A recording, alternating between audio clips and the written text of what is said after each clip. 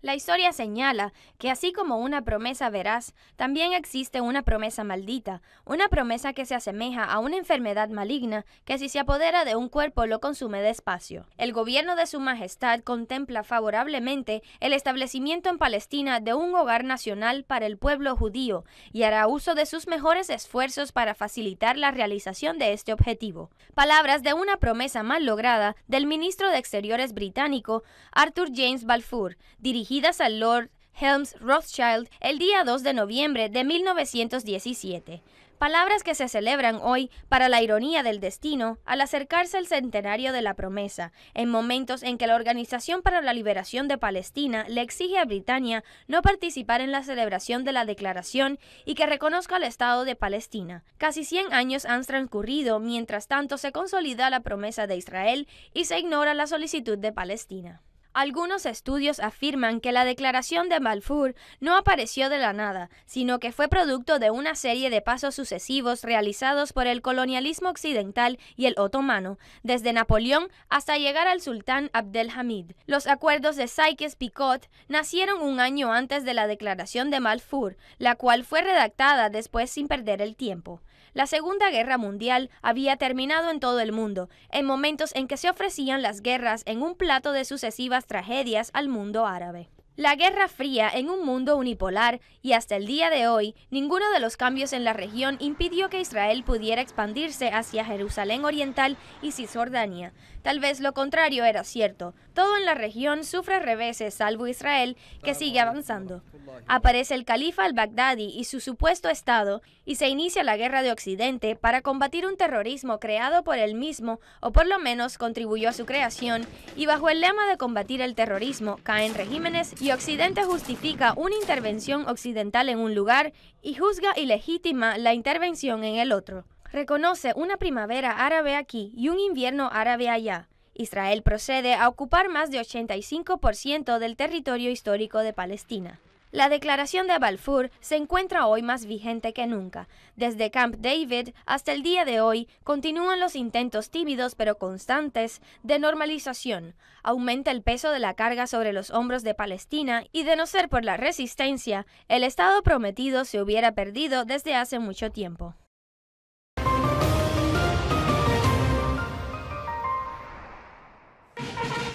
Lo único que le faltaba a Israel para completar su ciclo de preocupaciones en cuanto al Líbano es que asumiera la presidencia un dignatario aliado a Hezbollah.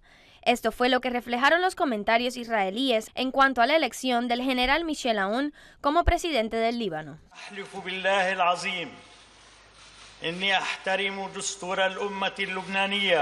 Las posiciones de Aoun hacia la resistencia y conflicto con Israel tuvieron un eco muy rápido en los círculos oficiales israelíes.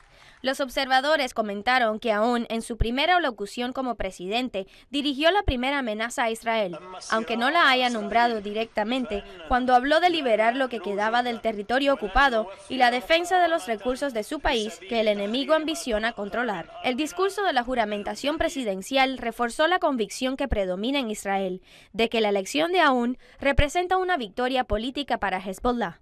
El partido había sido sincero en su apoyo a Aoun para la presidencia y él, a su vez, cumplió con su parte del acuerdo hasta el final. Dicen analistas que por eso es posible observar en estas elecciones cómo Hezbollah reforzó las posiciones de sus aliados políticos, al igual que su posición en el Líbano, en paralelo con el retroceso del campamento opuesto. Los sauditas siempre respaldaron a Hariri y le pidieron no rendirse ante Hezbollah, pero un gato negro se interpuso entre él y la familia gobernante. Su campamento se debilitó y Arabia Saudita dejó de estar interesada en el Líbano. Por consiguiente, lo abandonó. La actitud saudita lo impulsó a ceder ante Hezbollah y hoy parece que Nasrallah es quien triunfó. Los comentarios israelíes sobre la elección de Aoun se consideran un logro político para el secretario general de Hezbollah. Esto fue acompañado por otros comentarios israelíes que señalan que la elección de Aoun se considera una victoria evidente para el eje leal a Irán. Hasta ahora los estadounidenses no han emitido ningún comentario sobre el tema. Hay quienes señalan que Obama en su acuerdo con los iraníes ha cedido en efecto el Líbano a Hezbollah y a los iraníes, y este es un cambio regional importante y al mismo tiempo preocupante. Arabia Saudita ha retrocedido, así como los Estados Unidos, y no sorprende que el presidente iraní Hassan Rouhani sea el primero en felicitar a Aoun. Los observadores también señalaron que después de 2 años y medio de un vacío presidencial, Michel Aoun tuvo éxito en lograr sus ambiciones, convirtiéndose en el 13º presidente del Líbano, una elección que puede convertirse en un dolor de cabeza serio para Israel.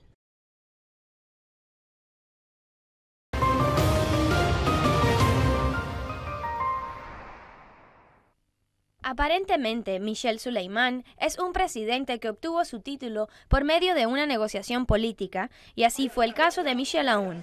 Pero las evidencias permiten señalar que existe una gran diferencia entre las condiciones que rodearon ambas negociaciones. Al parecer, la reciente elección presidencial causó una crisis en las relaciones entre Michel Aoun y Souleymane Frangieh, pero sus opciones políticas en cuanto a los temas relacionados con el conflicto regional son claras. Este juicio se basa en 2 experiencias diferentes que confluyen finalmente en una coalición política regional unida. Aunque se inclinen los 2 candidatos presidenciales en algún momento a hacer las paces con partes regionales como Arabia Saudita, vinculado esto con su papel en el Líbano, y es un papel que puede conducir hacia la negociación o hacia el conflicto. Souleymane Frangieh es considerado uno de los aliados libaneses más destacados de Siria, así como uno de los aliados más destacados de Hezbollah. Ha mantenido esas convicciones políticas a pesar de los desencuentros con Aoun sobre la presidencia y a pesar de que su nominación la hizo el principal rival hoy de Siria en el Líbano, o sea, Saad al-Hariri. Michel Aoun, el candidato de Hezbollah desde el comienzo de la vacante presidencial, adoptó una actitud de apoyo a la resistencia durante la guerra de julio-agosto de 2006, así como tuvo una posición hacia la guerra en Siria parecida a la de Hezbollah, partiendo desde una visión compartida hacia una guerra que adquiere un carácter existencial debido a la expansión de los grupos extremistas en Siria, Irak y el resto de la región. Incluso en tiempos no muy lejanos, era posible para Aoun o Frangieh modificar sus posiciones sobre lo que está sucediendo en la región. Cuando el ex primer ministro Saad al-Hariri nominó a su aliado, el presidente del Partido de las Fuerzas Libanesas, Samir Geagea, el ejército de al-Fateh avanzaba en Idlib y sus alrededores, y todo indicaba que el frente del ejército sirio y sus aliados se estaba destabilizando de manera evidente, antes de recuperar la iniciativa sobre el terreno posteriormente.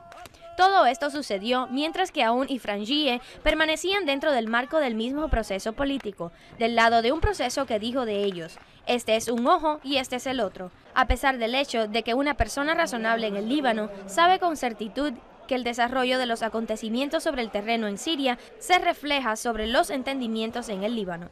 Cambios que se han producido junto con la crisis popular y financiera de Hariri lo impulsaron a aceptar la nominación de Aoun, a pesar de ser una opción amarga, ya que era la única vía para lograr una solución. Es posible que se ahonden las diferencias entre Aoun y Frangieh, o puede ser que se reconcilien por intermediación de Hezbollah, pero lo claro es que limitar las opciones presidenciales en esas 2 personalidades es un avance para un eje regional que considera a Hezbollah uno de sus principales pilares en el Líbano.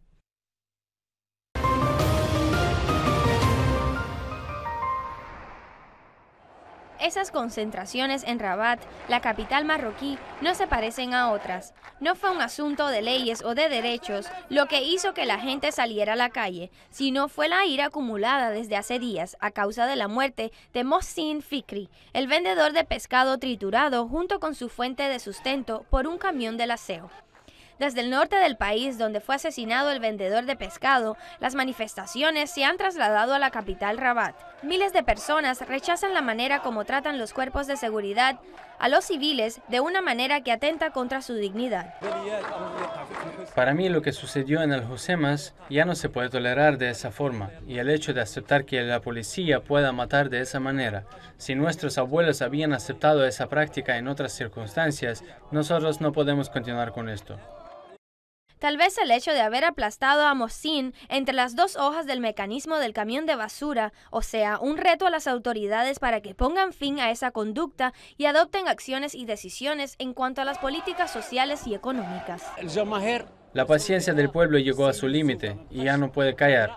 Durante los últimos 5 o 6 años murió un número de mártires del movimiento 20 de febrero, estudiantes, obreros, campesinos, y la caravana continúa. El pueblo hoy salió para decir que ya no podemos tolerar los asesinatos y no podemos seguir siendo espectadores.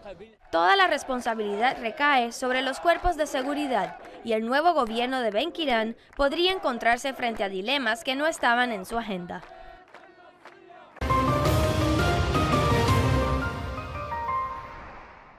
Desde el corazón de la capital de Argelia se entonaron los himnos que marcan el inicio de la celebración de los argelinos por el Día de la Revolución.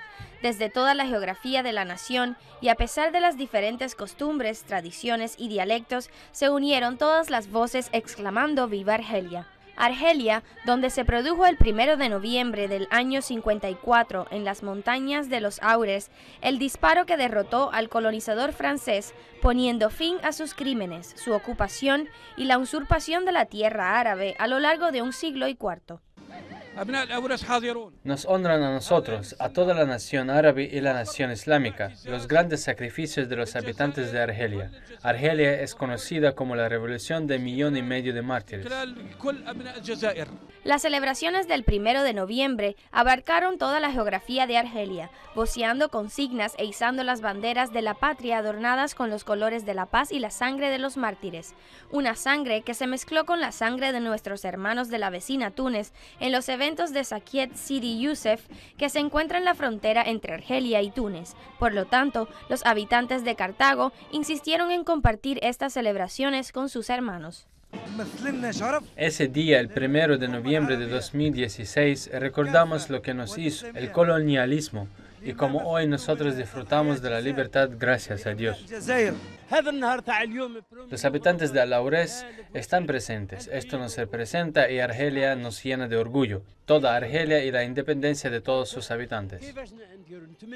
Con cada aniversario, los argelinos rememoran una demanda eterna. La unidad de las filas fue el anhelo de los mártires. El archivo de la revolución es nuestro y debe ser recuperado de Francia, con el fin de protegerlo e impedir que sufra cualquier distorsión.